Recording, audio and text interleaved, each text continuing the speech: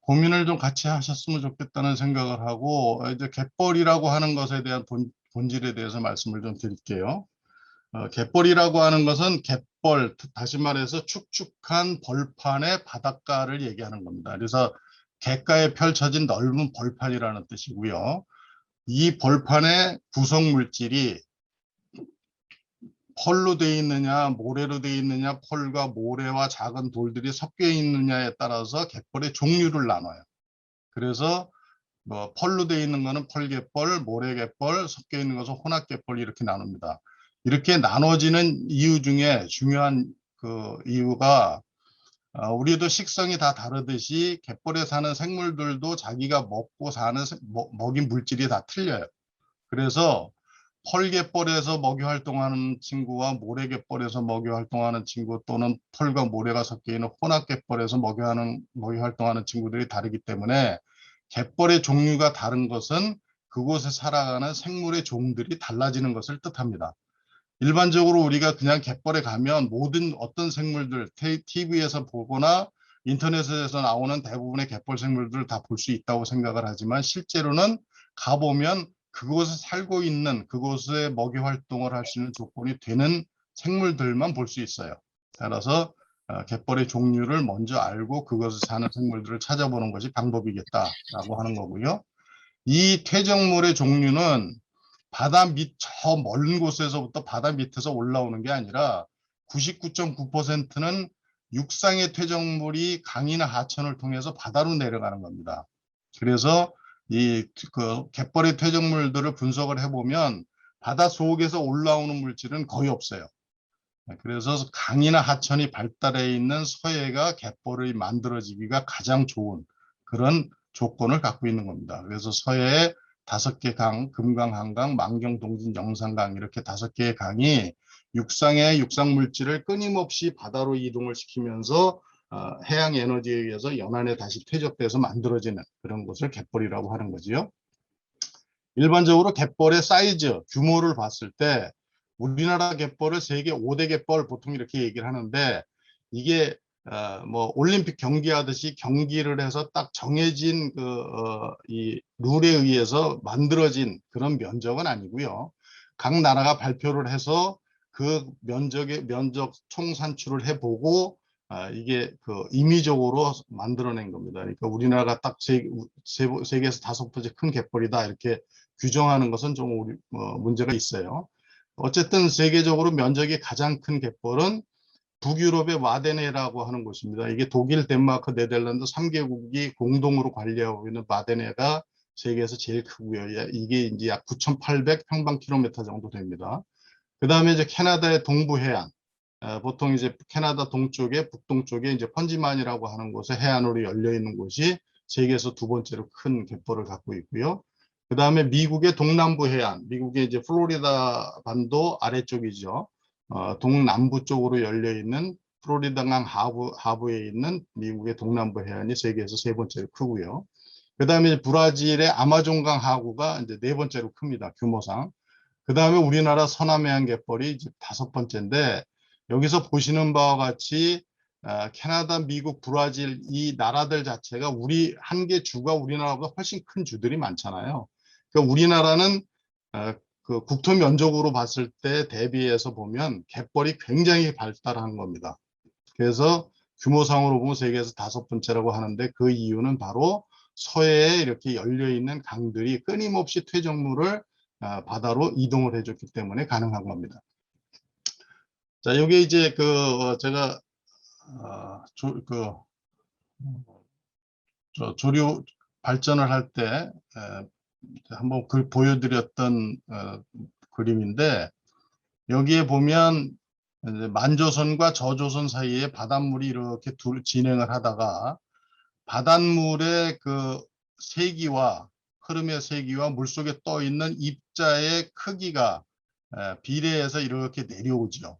그러니까 바닷물이 센 곳에서는 작은 입자는 더 유속이 약한 쪽으로 이동을 하게 되고 굵은 입자들이 내려앉으면서 대부분 해안의 바깥쪽은 이렇게 모래 갯벌이 형성이 됩니다. 그리고 바닷물이 쭉 들어와서 가장 파도가 잔잔한 육지하고 만나는 가장 가까운 부분이 유속의 흐름이 가장 낮아지기 때문에 이때 아주 미세한 입자들이 내려앉으면서 펄갯벌이 형성이 되지요. 따라서 펄갯벌이 형성이 된다는 것은 그만큼 유속의 흐름이 약하다는 것을 의미하고요. 모래갯벌이 형성이 됐다는 것은 그만큼 유속의 흐름이 빠르거나 강한 곳을 얘기합니다. 그래서 우리 이 인천 지역에 보면 대부분의 연안에서 볼 수 있는 것들은 대부분 펄갯벌인 이유가 유속이 완만하게 작용을 하면서 거의 유속이 제로인 상태에 도달하는 것이 우리 연안에 가깝기 때문에 펄갯벌이 만들어지고요. 대부분 이제 섬 지역으로 가거나 바깥으로 나갔을 때 이제 모래갯벌을 볼 수 있는 겁니다. 자, 일반적으로 갯벌의 기능을 얘기하면 이렇게 크게 이제 6개 정도를 얘기를 하게 되는데 갯벌의 기능을 알아야 그 다음에 갯벌의 소중한 이유를 설명할 수가 있어요. 왜 갯벌이 중요한가라고 하는 걸 설명을 할 때 가장 먼저 갯벌의 기능 중에 중요한 것은 바로 자연의 정화조 기능입니다. 갯벌이라고 하는 것은 나가보면 이렇게 개들이 흙을 막 집어먹는 모습을 볼 수가 있어요. 그러면 이 개들이 실제로 흙을 먹느냐라고 하는 것을 규명하기 위해서 이렇게 먹이 활동을 열심히 하고 있는 개를 가서 어렵지만 포획을 합니다. 포획을 하고 개를 깨끗이 세척을 한 다음에 분명히 얘는 흙을 먹는 걸 봤으니 얘 위를 적출을 하면 위 속에 흙이 가득 차 있을 것이라고 하는 것이 일반적인 생각이죠. 그런데 이 개를 잡아서 이제 세척을 잘 한 다음에 연구실로 옮겨서 위를 적출을 해서 위 내용물을 보면 흙은 단 한 알갱이도 발견되지 않습니다.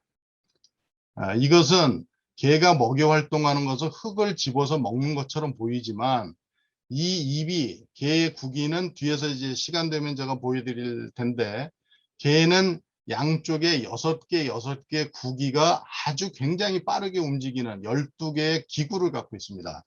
그 12개 입에 있는 부속지들이 굉장히 빠르게 움직이면서 흙 사이에 붙어 있는 유기물이나 간극생물과 같은 먹이생물을 위로 식도로 넘기고 순수한 흙은 아래로 내려서 밑에다가 이렇게 떨어뜨려 놓습니다. 그래서 얘네들이 먹이 활동하는 것은 대부분 유기물이라고 하는 물질을 먹이로 섭취합니다.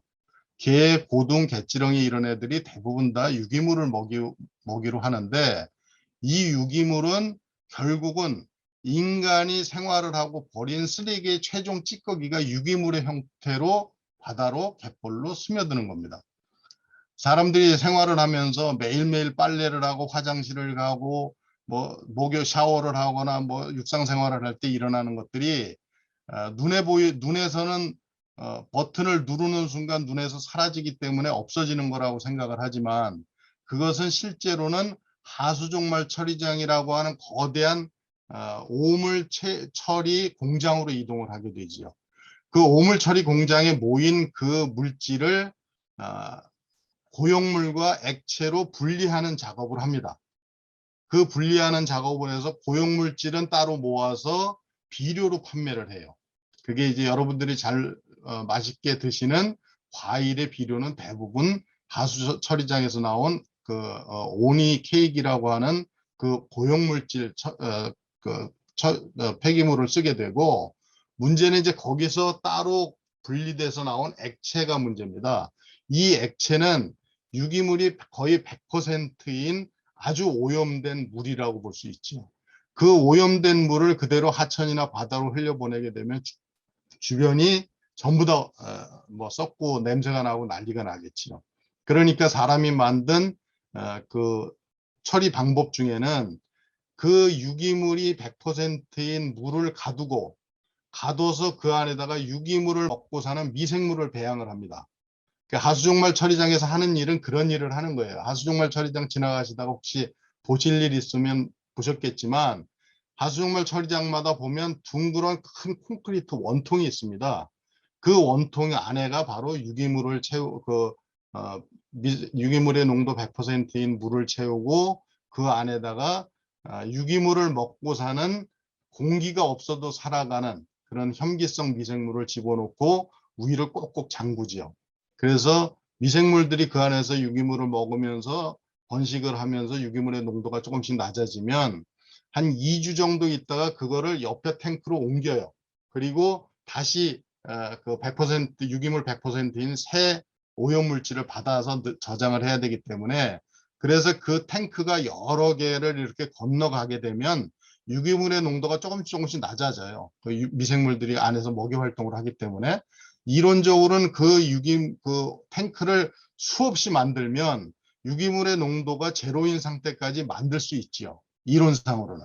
그런데 현실적으로 그렇게 못합니다. 왜 못하냐면 그 유기물을 먹고 사는 이 혐기성 미생물은 대기 온도가 36도 이하로 내려가면 죽어요. 그래서 대기 온도가 36도, 우리 뱃속의 온도하고 거의 같습니다. 그 온도 이상으로 항상 유지를 해줘야만 얘네들이 활동을 하면서 자기 목적을 달성할 수 있는데, 저 바깥에 노출되어 있는 콘크리트 건물의 안이 항상 36도로 유지할 수 있는 날짜는 1년에 며칠 될까요? 우리나라 같은 경우 7, 8월 아주 더울 때 7, 8월도 며칠 안 됩니다. 밤이 되면 온도가 내려가기 때문에. 그러면 그 바깥에 있는 큰 콘크리트 구조물을 난방을 해줘야만 그 미생물들이 죽지 않고 사멸하지 않고 목표를 달성할 수 있는 활동을 시킬 수가 있어요. 그러면 방법은 결국은 거기다가 보일링, 히팅을 해야 됩니다. 그러면 그때 들어가는 난방비가 어마무시하지요.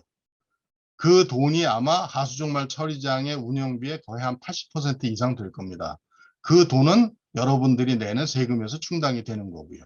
따라서 그 콘크리트 구조물을, 유기물의 농도를 낮출 수 있는 콘크리트 구조물을 무수히 만들 수가 없어요. 그러니까 대부분 보면 하수 처리장마다 규모에 따라서 좀 다르긴 하지만 3개에서 5개 정도밖에는 만들지 않습니다. 그렇게 해서 낮출 수 있는 유기물의 농도는 약 40%가 맥시멈이고요. 60% 정도 되는 유기물은 아직도 남아 있어요. 근데 그거를 바다로 보내면 마찬가지로 오염되긴 마찬가지입니다. 그러니까 이제 트릭을 씁니다. 어떻게 쓰냐면 하수처리장에서 60% 남아있는 최종 방류수를 방류하기 전에 바닷물을 끓어서 200대 1로 희석을 합니다.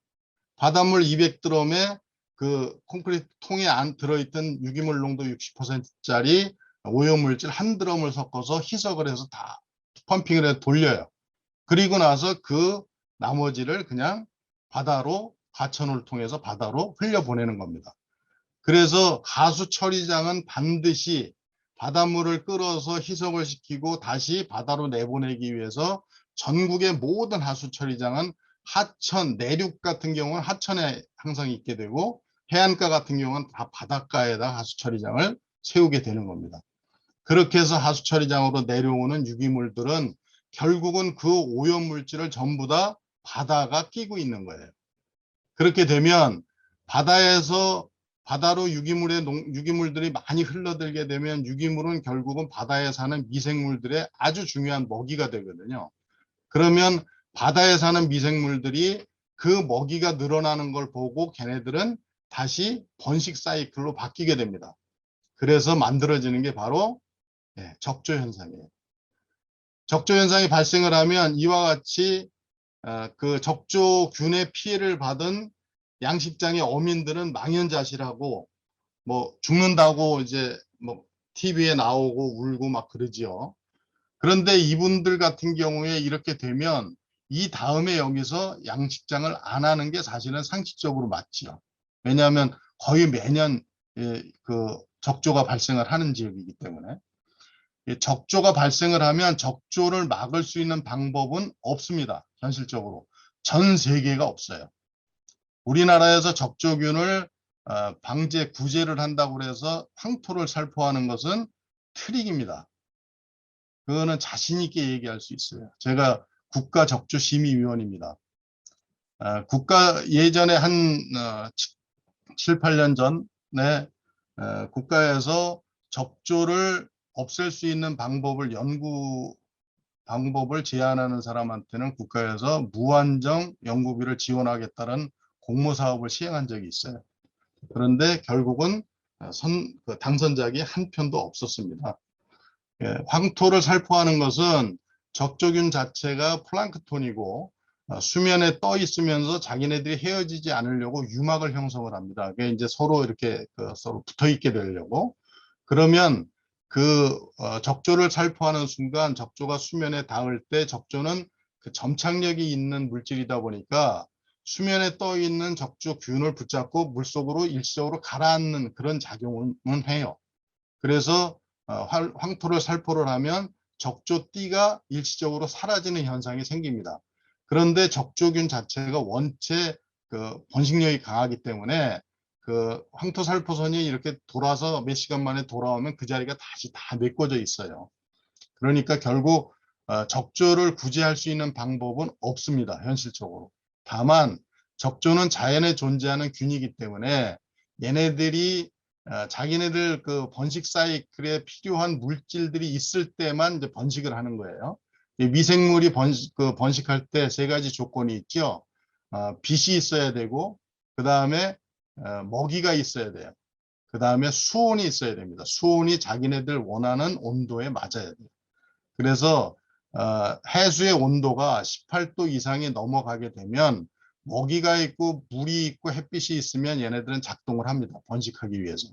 그러니까 결국 그 번식 조건 중에서 사람이 인위적으로 간섭할 수 있는 것은 햇볕을 차단할 수 없잖아요. 그리고 바닷물을 퍼버릴 수 없지요. 자연에서.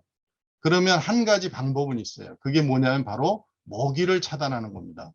그 먹이가 유기물이기 때문에 적조가 발생하는 인근 지역의 사람들이 육상 생활을 안 하면서 육상 생활에서 만들어지는 오염물질인 유기물을 배출을 안 하기로 서로 약속을 하면 가능해요. 그러면 화장실 안 가기 운동하거나 빨래 안 하기 운동하거나 설거지를 안 하기 운동을 하거나 이렇게 해서 유기물의 부하를 줄여주면 적조는 발생량이 현저히 떨어집니다. 근데 현실적으로 그게 불가능하잖아요. 그러니까 적조가 이렇게 발생을 하면 현실적으로는 수온이 18도 이하로 내려갈 때까지 기다리는 수밖에 없습니다. 이제 이게 남해 같은 경우는 적조가 발생을 해서 매년 9시 뉴스, 뭐 지금은 이제 8시에 뉴스를 합니다만은 인터넷에 도배가 되고 이런 이제 일들이 반복이 되는데 인천 앞바다에 적조가 발생을 해서 이런 사진들이 올라오는 거 보신 적 있나요? 인천에는 적조가 발생하지 않아요. 왜 그럴까요? 네, 바로 갯벌이 있기 때문에 그렇습니다. 이 적조균은 플랑크톤이기 때문에 수면에 떠 있어도 남해는 갯벌이 별로 없으니까 수면에 떠 있으면서 계속 증식을 하지요. 그런데 서해 같은 경우는 적조균이 일시적으로 발생을 하다가도 하루에 2번씩 밀물과 썰물의 차이가 생기면서 썰물이 되기 시작을 하면 수면에 떠있던 플랑크톤인 적조균은 그대로 갯벌에 내려앉고요. 물이 빠지고 다시 물이 들어올 때까지 12시간이 걸리거든요. 12시간 안에 그 갯벌 위에 생활하는 모든 생물들이 적조균을 먹이로 섭취하는 거죠. 그래서 그 개나 개찌렁이나 고등들이 끊임없이 먹이 활동을 하면서 적조균을 유기물을 없애주기 때문에 다시 12시간 있다가 물이 들어도 적조균들이 번식할 만큼 개체수가 많아지질 않아서 서해에는 적조가 발생하지 않는 겁니다. 그래서 갯벌의 가장 중요한 부분은 바로 이 자연의 정화조예요. 제가 이제 뒤에서도 잠깐 말씀드릴 시간이 있을지 모르겠는데 2008년도에 경남 창원에서 세계 그 습지 올림픽이라고 하는 람사총회가 끝나고 2009년도에 이제 그 독일의 그 북유럽의 와덴에서 이제 그 회의가 있었어요. 그래서 이제 정부 대표단으로 그 2009년도 제가 참석을 하게 됐는데 그 참석을 해가지고 거기에서 이제 그 친구들하고 얘기를 하면서 독일 같은 경우는 전체 갯벌의 98%를 국립공원으로 묶어서 못 들어가게 합니다. 아예 1% 정도는 이제 그 체험장으로 만들고 1%장은 이제 1% 정도를 이제 치유나 연구의 목적으로 쓰고 이래서 갯벌에 거의 들어가질 않아요. 물론 그 사람들은 갯벌 생물을 먹지를 않기 때문에 우리하고는 정서가 좀 다르긴 하지만 그래서 갯벌을 그렇게 중요하게 생각을 하고 하는 그 출입을 막는 이유가 뭐냐 이렇게 물어보니까 이 사람들 제일 첫 번째 하는 얘기가 이거였어요. 갯벌은 인간이 가지고 있는 그 어떤 정화 시스템보다도 우수한 곳이기 때문에 갯벌에 들어가서 생물들을 밟는 것 자체가 정화 시스템을 파괴하는 행위다. 따라서 갯벌은 자연의 정화조로서 가장 중요한 것이다. 그래서 자기네는 출입을 하지 못하게 한다. 이렇게 얘기를 합니다. 우리도 이제 이 부분을 고민을 좀 해야 되는 시점인 것 같아요. 두 번째 갯벌의 기능 중에는 이제 이렇게 식품 저장고의 기능이 있습니다. 이제 식사들 하시고 앉으셔서 뭐 그렇게 허기지진 않아서 그림을 봐도 눈에 띄진 않을지 모르는데 이렇게 이제 뭐 해물찜 같은 거를 한 접시를 놓고 보면 여기에 있는 야채, 채소를 치우고 나면 남는 거는 전부 다 갯벌에서 온 생물들이라는 걸 알 수 있죠. 그러니까 우리는 갯벌에 있는 생물들을 이렇게 굉장히 중요한 식품 자원으로 쓰고 있고요. 그렇다고 해서 우리가 뭐 갯벌에다가 무슨 갯벌에 나가서 김을 매주거나 뭐 따로 무슨 약품을 영양제를 주는 것도 아닌데 갯벌 생물들은 끊임없이 자기네들이 가지고 있는 모든 것들 사람한테 이렇게 제공을 하지요.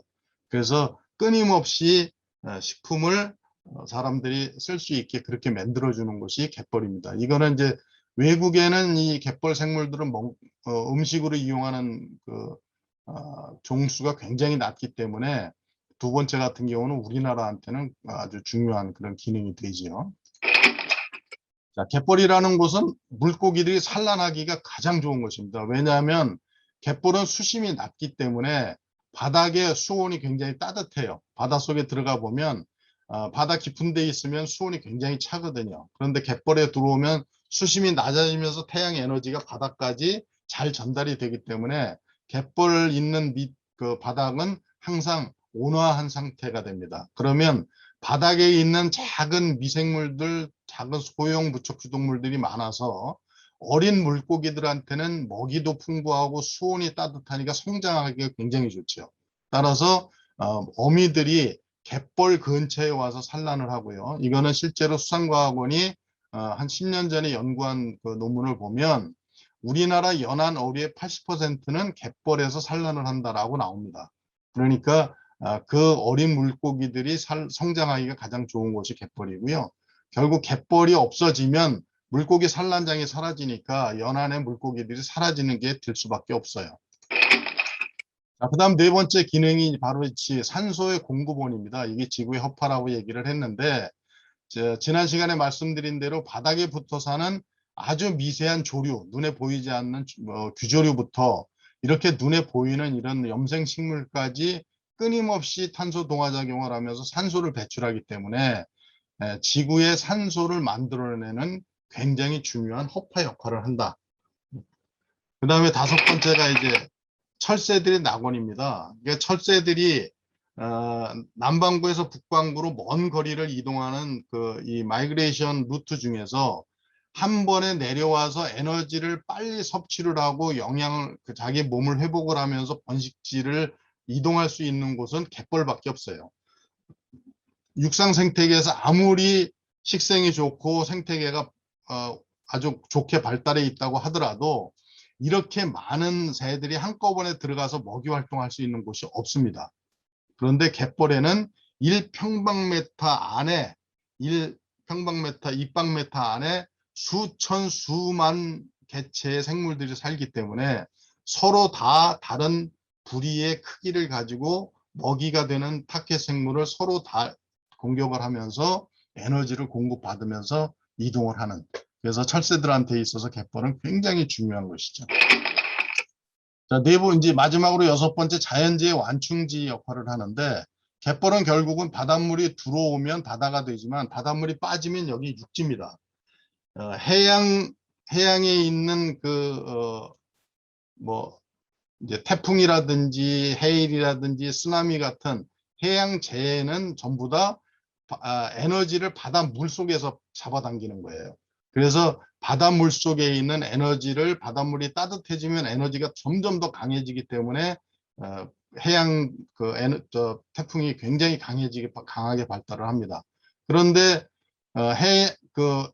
해양 재해가 오다가 이렇게 갯벌의 간주 시간에 만나게 되면 사람들이 거주하는 육상에 올라오기 전에 갯벌에서 이미 에너지가 소실되기 시작을 해요. 바닷물이 없으니까. 그래서 서해로 들어오는 태풍들이 대부분 서해로 진입하면서 열대성 저기압으로 바뀌는 이유는 바로 갯벌이 넓게 발달했기 때문에 그래요. 물론 서해에서도 남쪽으로 내려가면 갯벌의 그 폭이 그렇게 넓게 발달하지 않습니다. 목포 앞바다까지 내려가면 목포 아래로는 갯벌이 열리는 공간이 많지 않은데, 강화 같은 경우는 물 빠지면 보통 4km에서 6km씩 나갑니다.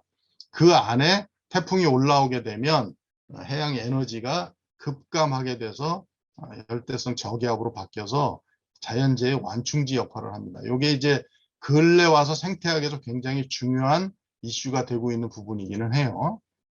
자, 여기에서 이제 최근에 지난 시간에 제가 말씀드린 온난화, 이산화탄소를 저장할 수 있는 그런 방법들에 대해서 우리가 이제 온실가스 배출하는 거로 고민을 좀 하는 말씀을 드렸었는데, 이게 이제 근래 와서 갯벌이나 해양이 저장할 수 있는 블루카본에 대한 얘기가 굉장히 많이 조명이 되고 있고, 국가에서도 블루카본을 이제 집중적으로 연구하기 시작을 했어요. 그래서 보통 우리가 이제 카본을 얘기할 때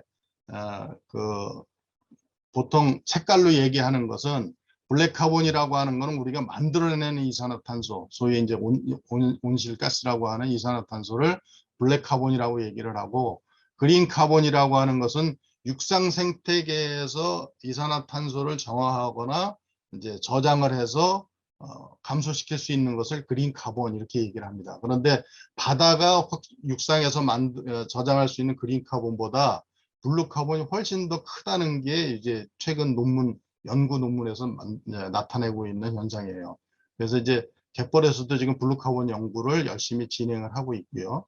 요거는 나중에 기회가 되면 갯벌이 또는 바다가 이산화탄소를 저장하는 그런 방식에 대해서는 다시 한번 말씀을 드릴 기회가 있었으면 좋겠네요. 자, 요게 이제 갯벌이 자연재해를 막아주는 그런 이제 대표적인 사진입니다. 이게 후쿠시마 원전이 터졌을 때 일본 쓰나미에 초토화되는 그런 장면들 이제 사진인데요. 우리나라 갯벌이 발달한 지역과 달리 일본은 이미 우리보다도 훨씬 갯벌의 면적이 작으면서도 60년대 이후에 근대화 과정에서 갯벌을 대부분 다 매립을 했어요. 일본의 갯벌 면적은 우리나라 3분의 1도 안 되고요.